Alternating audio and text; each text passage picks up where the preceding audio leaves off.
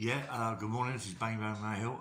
It's about crack cocaine and bits and pieces that I was on myself. A bit crazy, really. It's what you go through in life. And I mucked my life up big time because I got the IPP and all this and I had crack and whatnot have you. But it started off when I was in Kingston. Me and my girlfriend Danny. Danny wouldn't take things like coke, crack and all that, you know what I mean? But she didn't want the coke, because a lot of girls did, you know, like she liked a bit of coke. Why not? You know what I mean? I could get it pretty easily. So I buy myself an ounce and just have a good night. Anyway, this particular day, my mate Junior come down. He come down to see me from Wolverhampton. We was wheeling and dealing bits and pieces, and he come down and he stayed late. And it's about what 11 o'clock at night. We started taking coke. Yeah, I had a big table in the kitchen, and we started taking coke. And I was chucking it from one side of the table to the other side of the table to him, and getting out of a nut. This stuff was so strong, you know, it was powerful as anything. Yeah. And Junior was going, look, like, I'm trained. I can't stay here tonight. I've got to get home. Yeah. I went, what Hampton, Junior? You can stay here, mate. No, I've got to get home. You know, he didn't want to be here. He's plained up to his eyeballs. Yeah. So he said, have you got anything that can get me out of this? I said, yeah, you know, I've got some things called Dennis Amenities, black and red things, yeah, what they use on raves, yeah. He said, oh, give me a couple of those. I said, no, don't take two. It fucking knock your brains out. He said, give me one. I said, give him one. And he shot off, yeah. What, 15, 20 minutes later, I think he's on the M23 or the M25, one of his motorways. Ray, what? He said, the motorway's going up and down. Up and down. He said, I can't see. He said, I've got to pull over. I've got to pull over. No, I'm going to get nicked. I went, keep driving, Junior. Don't. He said the motorway's gone up and down, and he couldn't handle it, you know what I mean? So he had to pull over on the hard shoulder, find an exit, and just sleep it off. Or try and sleep it off. And the next day, I hadn't heard a thing from him, you know what I mean? But the next day he said, Ray, never again, mate. He said, them red and black things you give me were too much. I said, oh no. I said, they're crazy. I'm getting them for silly money at that time. I was getting them maybe, I think I was getting them for fivers, and I was selling them for 20 quid, 25 quid, but I had loads, yeah? Loads and loads. I mean, loads. So I don't say loads, I mean, fucking bags full, yeah? I'm on about potato bag full. See, anyway. So, anyway, then all of a sudden, I was arguing with my girlfriend, Danny, and, you know, and bits and pieces like that, and her mum was getting a bit pissed off with me because I was giving my Danny coke, and she didn't like it. Anyway, I was going down to the gym every day in Acton with my mate Gary Francis. He had a little gym in his garage, but it was a nice gym, and I was also taking the roids, yeah? I was taking steroids, I was getting massive, you know what I mean? I was lifting phenomenal weights, silly weights, you know, and crazy weights, yeah? I mean, I was inclining 140, you know, for 10 reps. It's a lot of weight, you know what I mean? It's going, I was massive, yeah? And I was on testosterone and all them sorts of things, and other decklers and all loads of different things, yeah? Anyway, I mean, and I had a few problems with people. And one particular day, I drove down there with a little Astra, you know, and I could just about get in it. I could just about get in it anyway. So I didn't feel like driving, you know. I said to Gary Francis, my mate, get in the lift, mate. You went, get in my car, give me a lift somewhere, will you?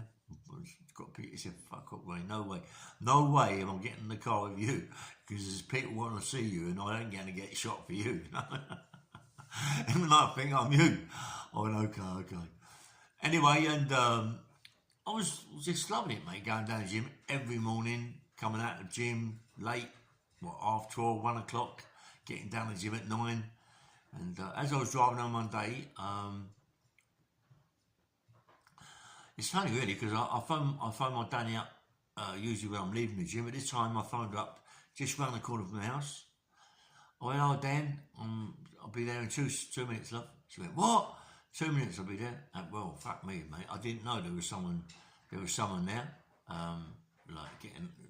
fucking shagging my missus, you know what I mean? And I just missed him by seconds, yeah. He must have gone out the front door. He was hiding upstairs, and Danny got me to go somewhere or whatever. Because upstairs I had a place where you could go and hide. Yeah, but I don't know. You know what I mean? So when I get in the house, she's panicking. Yeah, she's downstairs. I go, "What's up? You all right?" She said, "Yeah." And it's like, I went, "You been asleep?" No. Anyway, I shot upstairs in the bed. Right, it was like the covers was all up everywhere, and I went, "Hold up, what's going on here then?"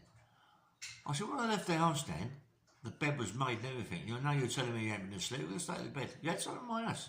No, I was a bit tired. I lay down. Yeah. Anyway, I found out later that she did, and then she went home to her mum's house because we had a big row, big punch, really big fight. You know what I mean? And my Danny can have a right fight. You know what I mean? I would never hit her. You know, but she can have a right fight, Danny. She bashed me up terrible. Yeah. And my thing was that if I had a fight with my Danny, or anywhere else with my Danny, I'd just go, "Okay, fair enough, see you later." So I'd get in the car and I'd go out. And I'd go out, wait for 2 days, 3 days, you know what I mean? And come back, and then she started again, I'd get in and go again, because there's no point. I don't think there's no point in rallying, you know what I mean? You're never can't win. Anyway, so like, all of a sudden, she's gone. Danny's gone. I thought, fucking hell, she's gone to her mum's, you know. And then I got a phone call from a friend of mine saying, "I see your Danny with her mum and all that, and her dad driving. Everything okay?" Because I said, "Yeah, it's sweet, man." Anyway, I'm in bed. What? I don't know. Maybe 3 o'clock, 4 o'clock in the morning, and I've got 2 big bull mastiffs, and I got a bulldog. Yeah. Right. All of a sudden, crash, and he's smashing my door. And in the front of my house, yeah, I had these gates put on, big gates, you know. So that to get through the gates as well. They snapped the gates anyway. They snapped the gates. They must have come round before. Snapped the gates. They were smashing my front door in, smashing it to pieces, yeah. And I've got massive locks on the doors and bolts on the doors and all sorts of things, yeah. But I've got these bull mastiffs as well and a bulldog. And they come through the door, and then I've got to strap up my dogs with them leads or whatever they pull them down with. All my dogs were, "I want to kill them."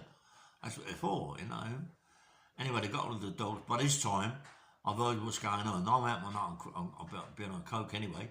By this time, I jump out my bed. I run into my place where I hide, where I've got all my safe in there, and I've got a little armchair and a desk, yeah. And I go in there, and I hide, and I got a place where my safe goes into the wall, and I press the thing, you couldn't see it. You know, just couldn't see it. It's the same as going into my wardrobe, where it is you couldn't. You know, it's built in such a way that when I go, you can't see it. You know what I mean? It's the same thing with my safe was, you couldn't see it. Anyway, so I heard the noise, and the police and the dogs are barking, and I dived in my safe house in a little cubby hole, yeah. And I heard them run up the stairs and down the stairs going for all this, that, and the other. And I could hear one of the police officers in my wardrobe, yeah, where my cubby hole is, yeah. And one of them was going, "Listen, he's in this room somewhere. He's in the house somewhere because the bed's still warm. He hasn't gone out the window because the dew on the roofs and all that. There's nothing, no footprints or nothing. He's in here somewhere. He's round here somewhere, yeah. And they can't find me. They can't get here. They don't know where I am, yeah." And all of a sudden I hear him shoot downstairs. They shot downstairs. And I think, right, now's my chance to get out of the room. So as I'm coming out, I can hear them rushing up again. So what they've done, they phoned my mother-in-law up, because she's really pissed off with me anyway. She's told them where I am. But not only she told them where I am, she's told them that I'm dealing with crack, with cocaine. And I've got cocaine all around the house. What? Anyway, they come upstairs, and they're saying, what we're going to do is knock down this fucking wall, this thing here, this wooden wall, and he's in there somewhere, yeah. And then I know, you know what I mean, I'm knock it down, and I know I'm in there, yeah. So I'll come out, and they go and right, I mean, they'll bomb. We take it to the police station, there's crash, all that shit, yeah. But on the way there, one of the old bills they haven't found nothing in my house, not a fucking thing. All they found was £500 in a top hat You know, one of the police officers taking the piss, going, yeah, you know what I mean, Henry? Because I had all dinner suits in there and all this, that, and the other. A big walk-in wardrobe, yeah. So in the top hat, well, it was £500 in Scottish money, yeah. Just chucked it in the hat, left it there. So they got that, yeah. So they take me to the Kingston police station. They got me in there. One of the police officers on the way, he said to me, look, best thing to say, mate, say nothing, Ray, because there's nothing on me. I ain't got nothing for you, mate. We'll let you go, you know what I mean? So when I got there, I got in the room, bob, no comment, no, crash over. Give me the money back. And not only did they give me money back, but my car, they confiscated my car and took my Merc bolts to the station to check it all out, to, you know, pull all this about the seats about, see if we can get any cocaine in there. So not only that, I ain't got a licence yet, but they give me my car and I drove off. Yeah, unbelievable. But when I come, what happened, what I did do, the night I'm having my coke in my house, I always get, do you know you get a paranoid feeling? I had these big jars, these big jars you get from the chemist years ago, big massive jars, dark jars, yeah. I used to put the coke in there into these big jars and throw it in the garden. Because one of my bull masters was in the garden, he wouldn't let no one in anyway. But anyway, they didn't go in the garden and check it out. But I had everything in the pool in there and all this, that, and I chucked it over to these big hedges things, yeah. Anyway, they didn't go in the garden, they didn't check it. The bull master was going fucking crazy. Perhaps that's why, I don't know. So, anyway, sorry. So, I come back, pick it up, and I think, God, I've got to get hide all this stuff, you know what I mean? So, opposite my house was a big, yard where they done all the houses around that area. There's a big yard, brick yard and bits and pieces. It wasn't my house, it was my flat, actually, that they come to, yeah? Anyway, so I go in the yard, put it up in the yard, put everything in the yard, leave it there, yeah, crack. Right, and I'm sort of go, I'll shut off now, yeah, I mean, do what I've got to do. You know, do my other bits and pieces, yeah. So I'm coming back from the gym, and all of a sudden the phone goes, and it's Danny's mum. And I go, what's up, Dan? She went, Nick, cocaine. I said, what'd you say? She said, Nick, cocaine. She was the one who called the police. She grasped out, and she's a gangster, mate. She's a proper villain's gangster's wife. Yeah, Mickey Johnson was very well known with the one eye, yeah. The mum, Dina Johnson, one of the most beautiful women you could ever meet. She's absolutely stunning looking. Grasped me up to the police. Grasped me up, I couldn't believe it, you know what I mean? But why would you say that? Nick, cocaine. No, it's like what she said. And it shocked me, you know what I mean? So I decided then, I thought, what's the point? There ain't no point. There ain't no point of staying here, you know what I mean? I've got to go because something's going to happen and I ain't too happy, you know what I mean? We had 3 or 4 cars. Danny was had money, and rather leave her live there and then live with her mum and dad because it's not fair, yeah? So I went to Brentford and got myself a flat in the docks over there, Brentford. I was like, just okay, you know, I was getting good money. I had lots of money to go there with, you know. I'm more like I said before anyway, that I got met a guy called Compton and we got on the crack and this, that and the other, yeah. But I was so dangerous, honestly, on crack. It was unbelievable. I would do such silly things. I mean, to do silly things like just go to people's houses and take stuff from them. Why? You know, crack cocaine that done that to me, yeah. And I mean, my mates, yeah. My mates was the McCoys. I had my best mate, Alec Jones. Alec Jones was one of the hardest men that I've ever known. I mean, Alec Jones, his dad was a proper hard man, yeah, run clubs. Listen, mate, this man, everybody was petrified of him. Don't know about that, mate. Alec Jones, his dad, was a really powerful hard man. Rest in peace, my old mucker, you know, and I love Alex to death, but he was a very dangerous hard man. Me and him used to work together. Not on a coke. It wasn't on. I mean, Alec never took no drugs and nothing like that. But we used to rob people. I mean, that was a game. We used to rob people like it's going out of fashion, but let's not go there because Alex is a very straight person now. You know, I'm a very straight person. This is why I'm doing podcasts to let people know what happens to you when you're on drugs. Is it worth it at the end of the day? It isn't, yeah? But, you know, me and Alex worked together, and listen, no one was safe around me and Alex. Back to back, no one, and I mean this, no one could beat us. No one. We was just too powerful. Alex was massive, I was massive. We could have right fights. We didn't give a monkeys, mate. And when Alex can knock him out like his eyes are easy. I can knock him out easy. I remember one time, right? Alex phoned me up. He said, wait, what's up? He said, come up to my house. Right? He was living in Paddington, in a block of flats, yeah? So I said, what's up? He said, come up my house quick. So I said, what's going on? He went, come up. Anyway, so as I pulled up, I said, come down to me. Anyway, come down. He said, come up, I've got to show you something. So in the lift, me and Alex can have a right fight. A good fighter, Alex, good boxer. He never turned pro because he had domestic problems with the family and bits and pieces, but he could have been a good pro. He could have been, I mean, I think he was light heavyweight, I'm not quite sure, but he could bang. This geezer could bang. If he hit him up, mate, he was in trouble to take it off. And we was in the lift up mucking about, yeah, because I'm a street fighter, you know what I mean? He's doing this, he's mucking about, and whoop! He's hit his third punch, just slipped it up underneath of it, around the ribs, yeah? And he hit the third, oh, anyway, it's so funny. I went to his house, yeah, and I had this Hugo Boss Mac, Big Mac, beautiful Mac, yeah? And he wanted me to swap it for this fucking coat he had. I went, okay. So I give him the Mac, and he's given me this coat that was really nice, but what he'd done, Slippy Alex, he put a label inside, what is it, a George Armani or something like that. Not George Armani, because George Armani is very tight fitting. A Hugo Boss, something, I don't forget what it was like. And it was really nice, you know what I mean? I took it anyway. And when I got home, the label fell off. It was Marks and Spencer's, so I could have killed him.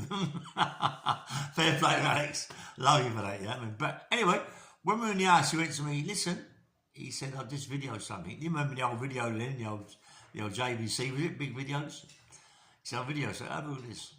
It was Dave Courtney, yeah. Dave Courtney. They went to some old boy's house and they was bullying the old boy. And then at the end of the day, the old boy, he said to the old boy, yeah, Ray Hill, I'm here for Ray Hill told me that it's Ray Hill's debt, my debt. Ray Hill's debt? I don't even know him, Dave.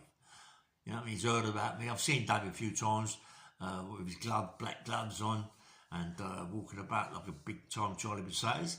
You know, but that's what it's all about in them days. People earning their money, knocking on people's doors and threatening them and all that. But you got an old boy about 78 years of age and you got 3 people on the door with big truncheons. I don't think the old boy stood much chance. Do you? No. Anyway, that's what Dave used to do. And holding his hands up. Dave, we could do what he wanted to do, you know what I mean? But he wasn't a gangster. He was just a normal person. But maybe, I don't know, maybe a little bit of a villain. But he's never done my birthday as such. But, you know, everybody likes him. He's nice to have a rap manager. He can tell a story. Dave is excellent. He can tell a story. I like that of him, you know. I didn't go to the party. I wouldn't have liked the people that were going there. Anyway, so that was it for me and Alex. And we had a bit of a row with, I don't know what I had a row, I was on crack. And I just wanted money, you know. I had money, but I wanted more money to buy my crack. To get on crack, she got me on the crack, Ariel de Borio, and once she got me on the crack, but, I mean, she was a singer for a big group called Entice. I've always said it, but she got me on the crack, and I got them to like it, about 3 pipes, and I was addicted after 3 pipes. Come on, it's terrible. Anyway, I don't know why, I don't know what it was, why, I must have had a row with one of the McCoys, I don't remember, you know, but I can remember something, and, you know, I mean, listen, we all had rows, you know what I mean, I worked with Dominic, McCoy and Lucky's club, and we had lots of rows there in Lucky's, you know what I mean, but me and Dominic got on really, really well, So I did with Tommy and Billy and Barney. We all got on really well. And he's young. I don't know the younger one yet, but all the others. He's got, I think, there's about 11 in the family. Big family. When Dad died, rest in peace, my mucker. You know, when he died, he left them all like big 4-story houses in Fulham. Houses, what, £2 million each. He left them at big company, pubs. The man was crazy. He never think so, but he absolutely minted. Yeah. Anyway, so I don't know what he was railing about something. I don't know what it was, but I needed money, so I drove where they had, I think it was Slough or Ivor. They had a car front there. I'm not quite sure it was Dominic's or someone's. I'm not quite sure, or Tommy's, or I'm not quite sure who it was. Right, but I think it was Dominic's or Billy's. Oh, anyway, forget who it was. It could be Tommy. Anyway, but I did. I went there with my mate and someone else, 3 of us, and we drove to the car front site. And I had a big chopper, big axe under my jacket, massive axe, mate, fireman's axe, big thing. Walks in there. I went that Range Rover, and I want the Audi 6, yeah, or the Audi 8. I want the logbook. I want the keys. No, sorry, I want the keys, and I'm taking the cars. He went, you can't take them. You're not taking them, mate, no way. I said, oh, and pulled out his big axe. Whoop! Right over the table, straight through the table, right by him, mate. He shit himself. The smell that come from him, he shit himself on the spot, mate. This axe went straight through the table. I'll tell you what, he was so lucky because I pulled his axe out. I said, listen, don't get on a crack. I didn't know what I was doing, you know what I mean? It was in a bad way. I went, listen, mate, the best thing you can do, give me the keys.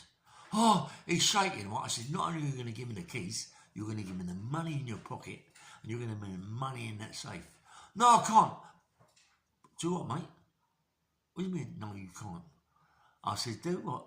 I've got this fucking axe, right? I said, listen, the next time you show I can't have anything I'm asking you for, I swear to God, this axe will go through your head. And I'll just take everything out of the safe because you've got the keys and everything. I'll just fucking put it through your head. He shit himself, right? He pooed himself, mate. I'll tell you what, anybody would have done that, yeah? Crazy. Mad. All my mates are going, no, leave off. I'm going, fucking leave off. They knew I had the axe, but didn't know what I was going to do with it. Mad, that's bully tactics in a way, innit? But anyway, I wanted what I wanted. I'm taking it, mate. It's as easy as that. I'm taking it. He went, oh, give me the logbooks, give me the logbooks too, to the cars. So my mate took the Range, the other geezer had the car we drove up in, and I took the A6 or the A8. I drove it all the way to Acton, looking for Ario, my girl, at that time, Ario and the boy. I just got lots of money, so I want to buy some crack. I mean, I sit in the car and have a good time. I don't want about a good time, you know what I mean? Anyway, I can't find her. I got this house she was supposed to be working with. I can't find her there. Bonk, go drive off down to the Val. Go down the Val, go outside the house, go to the door, knock the door. Is Aria there? Her mum. Listen, Ray, don't keep coming here phoning my... She's African. Don't keep coming here phoning, using my doorbell. If she's not here, go away, yeah? I went, leave off. Go away, she's not here. She doesn't want to know you no more. Just go away, yeah? Okay. Turn around, drive out the estate. Mate, it was like, I was like a bank robber. like I just robbed a bank or something, you know what I mean? Mate, there was about, 10 police cars, vans. And I pulled up, right, because they'd got the road all shut off and they'd be up my arse in it. And all of a sudden, one guy out the motor, he's gone, Rayo, come out and put your hands on top of the car. I thought, what am I, some terrorist or something? That's fucking mad.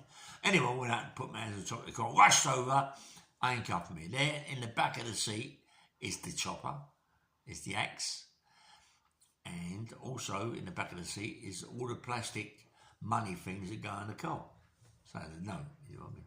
So they took me to Ealing police station, put me in a cell, and say nothing.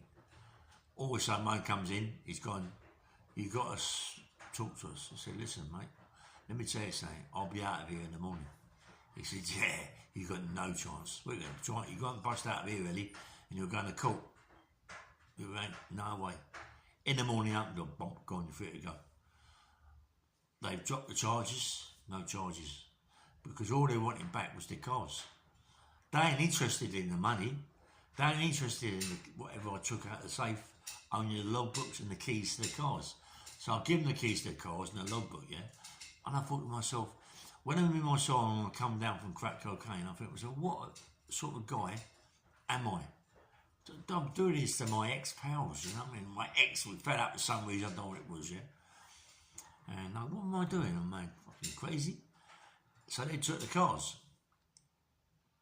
Then I got a call from my mate, the silly mobiles you have, you know, the old Motorola with a big fucking anyway.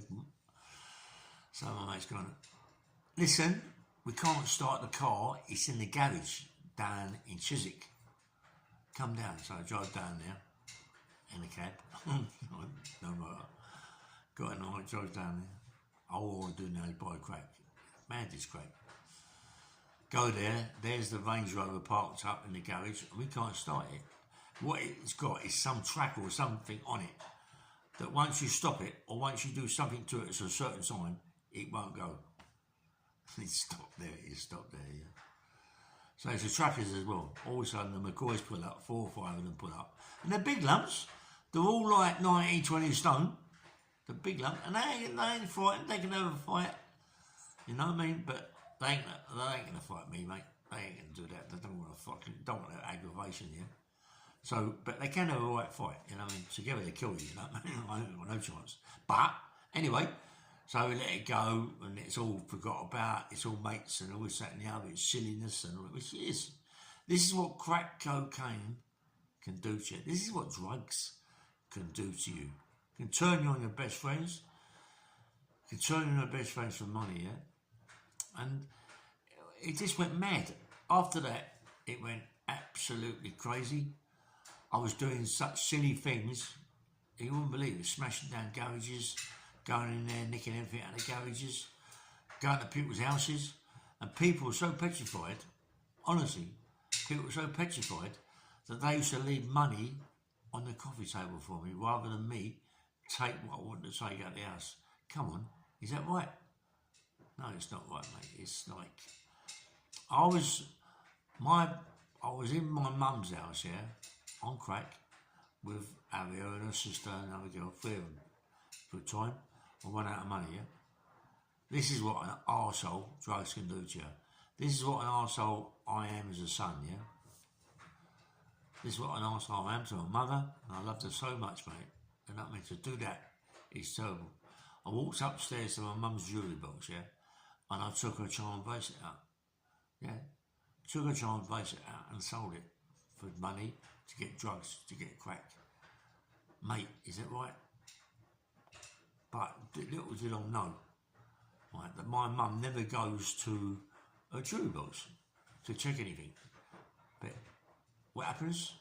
This time, she does. For some reason, she goes to the jewellery box. I think it's because she's got to the stage where my mum don't really trust me, yeah? Because I'm living around my mum's house at that time because I lost the house and lost the place in Fulham, in Brentford. My mum has put me up, yeah? And Ario is climbing through the back garden, through these big fern trees, up onto this driveway, this garage, and through my bedroom. We're doing it most nights for crack. My mum's going to me, Ray, what are you on? I could smell this horrible smell in the house. Well, it is horrible, you know what I mean? So I tried to sort of like stop it and it wouldn't go out anyway. So my mum, obviously, went crazy, and now, because of that, she knows I need money, and she went to the jewellery box and it's missing. I went out and I'd done something stupid, got a lot of money, and come to my mates, the guy that I sold it to, I said, look, give me it back, mate, I must have it back. I've got to give it to my mum. My mum's found out that it's not there, and I want to give it back. She knows I've took it, I don't want to give it back. I've sold it. I said, do yourself a favour, mate. Listen to what I'm telling you. Go and get it. Go and get it. He went, I've sold it. I said, listen, I'm going to go home now. You're going to phone the people up you sold it to, and then I'm going to come back and I'm going to take it off you, yeah? I'm not even going to buy it off you now because you'll mug me off, yeah? I'm going to take it off you. Right? So do yourself a favour. I'll be back in about 20 minutes. Phone the people up. Tell me where they are. I'll go and pick it up. And that's it. Mate, I went back 20 minutes later. He's gone. No one there. I smashed the fucking door in, right? Smashed the door in because he lived on the ground floor in the house, right? These windows, I couldn't see anybody. I knew where he was upstairs, but he wasn't. I smashed the door down, went in, smashed his place to pieces, wrecked it. I took more out of there than the bracelet was worth. A little, maybe worth what, 500-600 quid? I took maybe 500-600 grand. No. Can't lie about that. I ain't gonna lie about that. Maybe a couple of $3 grand out there in bits and pieces. Smashed the door to pieces. Mate, it's crack. Let me tell you something, right? Anybody out there is on coke. Right? Coke is what? £50, £100 a gram? I don't know no more. Yeah? Say it's £100 a gram. Maybe a night out, you maybe have a gram and have a good time. Crack, you could spend, I don't know, £2 grand a night and not have and still want it. That's what it's like. I used to be on it 7 days a week. 7 days. And then all of a sudden crash out for 3 or 4 days, not even have a bath, brush your teeth or anything, stinking and going out, getting out of your bed, putting the same clothes on, going out, doing the same thing. How you got money on that drug, I don't know. But you used to get it. It's one of them things. You used to get money. I used to take at least £500-600 a day. Get £500-600 a day, no trouble. I don't know how I done it. You know, but I did. You know, I lived on crack cocaine and become a mess. I went. Listen, sometimes in your life, yeah, you realise that you are what you call no good an arsehole, yeah? I went with someone to see someone in Paris, yeah? This guy in Paris was my best mate ever. Went to Paris to meet this guy with his people to buy something. This guy known me for 89 years. Looked at me and said to me, I've been told, Ray, you're on crack. I get to hear things, mate. Are you on crack? I had to say, yes, I am. He looked at me with disgust. I lost about 4 stone. My fingers were black with the burn marks you got on your finger, your thumb and your finger. The jacket I had on, the leather jacket I had on, the buttons were missing. This is never me, mate. I used to be suited and booted all the time when I was with them. Suited and booted, never ever took drugs.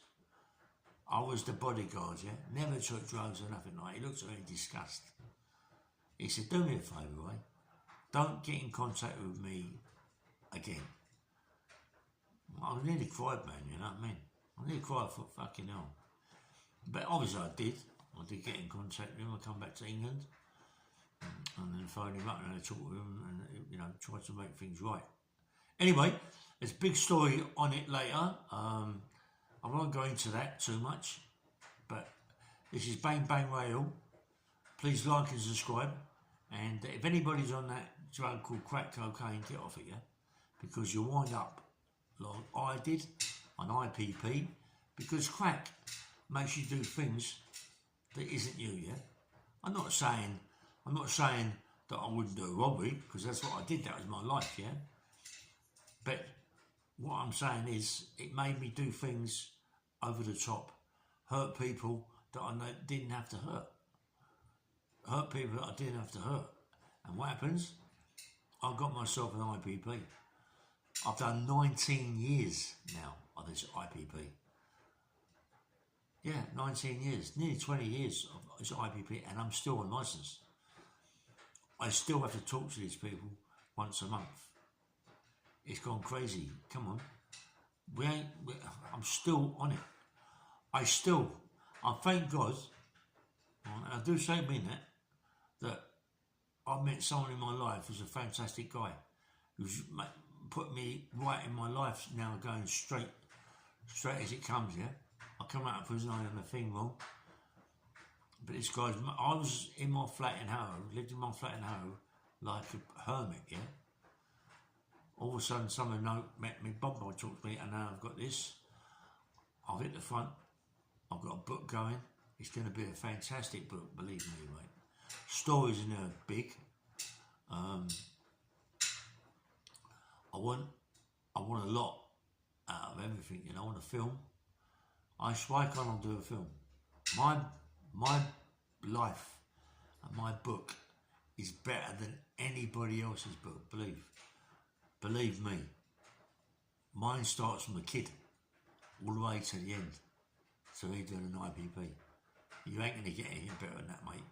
I've been in prison 26 and a half years of my life. Listen, let me tell you something. No one's done this. Essex boy, Dave Courtney, Brian Lane, no one. No one's done a book like this, mate. No one. This is the bollocks. Sorry for swearing, but this is a good book. Anyway, please like and subscribe. And please, thanks very much. Take care and have a nice day. Yeah?